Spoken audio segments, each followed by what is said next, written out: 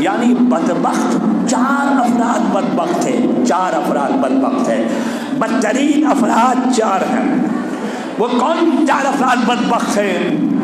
وہ یہ ہے کہ آپ بہت بڑے عالم ہیں، دنیا کی کوئی کتاب ایسی نہیں ہے جو آپ نے نہیں پڑھی ہے، آپ کے گھر میں بہت بڑی لائبریری ہے، سب کتاب آپ پڑھ چکے ہیں، سب کتاب تو آپ پڑھ چکے ہیں، ناول آپ پڑھتے ہیں، ڈائجسٹ آپ پڑھتے ہیں، اخبار آپ پڑھتے ہیں، صبح سویرے جب اٹھتے ہیں نا تو پہلے آپ اخبار کھولتے ہیں، پتریکا کوتھائے پتریکا نہیں آسو، پہلے آپ اخبار پڑھتے ہیں، اخبار پڑھتے ہیں، بیٹ ٹی یعنی اٹھے ہیں ابھی بیٹ ٹی پیئیں گے اور اخبار پڑھیں گے۔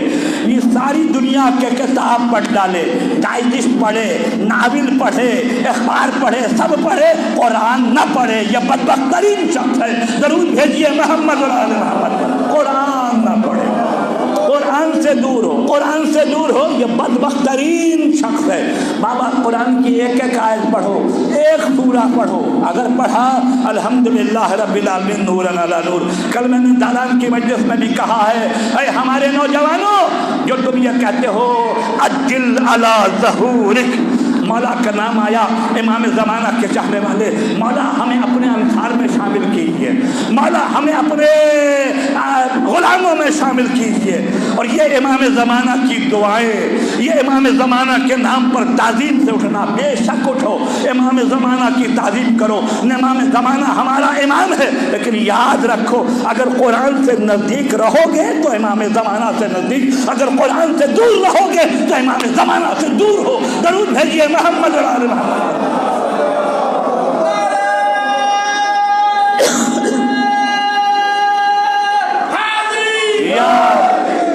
قرآن سے نزدیک تو امام زمانہ سے نزدیک، قرآن سے دور تو امام زمانہ سے دور۔ لہذا کوئی بڑی بات نہیں ہے آج کے دور میں قرآن پڑھنا۔ الحمدللہ انٹرنیٹ کا زمانہ ہے، ہر اعتبار سے بغیر معلم کے آپ گھر میں بیٹھے قرآن سکھانے والے بھی موجود ہیں، قرآن پڑھانے والے بھی موجود ہیں، آپ قرآن پڑھ سکتے ہیں۔ لہذا ایک بدبخت وہ ہے کون؟ جو قرآن سے دور رہے۔ دوسرا بدبخت وہ ہے جس کے باپ اور ماں دونوں موجود ہوں، یا باپ اور ماں سے ایک گزر گیا ہو ایک موجود ہو، یا باپ ہو یا ماں ہو، اس کی قدر نہ کرے، کائنات کا بدترین شخص ہے۔ درود بھیجیے محمد اور آل محمد۔ بدترین شخص ہے، اپنے باپ اور ماں کی قدر و قیمت کو پہچانو۔ یہ دو۔ تیسرے افراد جو بدبخت ترین شخص ہے، رمضان آ گیا، ماہ مبارک رمضان، قرآن کی مقدس آیت ہے، نبی نے کہا اگر کوئی روزہ رکھتا ہے الحمدللہ آج کی بھوک و پیاس کو نہیں، قیامت کی بھوک و پیاس کو یاد کرو۔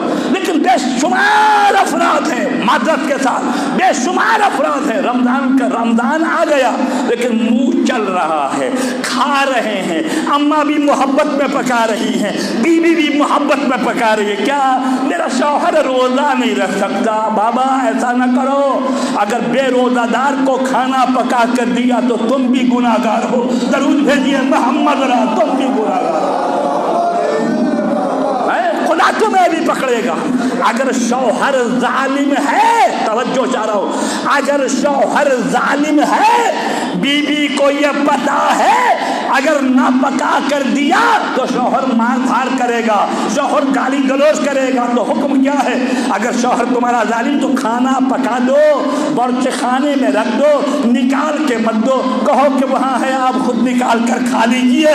درود بھیجیے محمد اور آل محمد پر، آپ خود نکال کر کھا لیجئے، ایسا نہیں پکانے کھانے کے بعد ایک دم تیار کر کے لیجئے، نہیں، کم سے مجھے بھی پتا چلے کہ ہاں ماہ مبارک رمضان کا مہینہ ہے۔ لہذا اس اعتبار سے یہ شخص بدبخت ترین شخص ہے جو ماہ مبارک رمضان میں روزہ نہ رکھے۔ آج کی بھوک کو پیاس نہیں، قیامت کی بھوک کو پیاس کو یاد کرو۔ چوتھا بدبخت وہ ہے جو اپنا اعمال، میرے نام اعمال میں بہت ساری نیکیاں ہیں، اپنا اعمال مفت میں کسی دوسرے کے نام اعمال میں منتقل کر دے۔ جب یہ قیامت میں آئے گا اللہ اس کو نام اعمال دے گا، پالنے والے ہم نے نماز پڑھی، روزہ رکھا، حج کیا، زکات کیا، اتنا دین کام کیا، لیکن بجائے نیک کے سب برائی بھری ہوئی ہے، برا کام برا کام برا کام برا کام۔ کہے میرے اللہ شاید غلطی ہو گئی ہے، توجہ چاہ رہا ہوں، اے میرے اللہ شاید غلطی ہو گئی ہے، یہ کسی دوسرے کا نام اعمال ہمیں دے دیا گیا ہے، ہمارا نام اعمال کسی اور کو دے دیا گیا۔ اللہ کہے گا غلطی نہیں ہوئی، تم نے فلاں کو پکڑ کر فلاں کی غیبت کیا تو دے دیا، اس کی برائی تمہیں دے دیا۔ درود بھیجیے محمد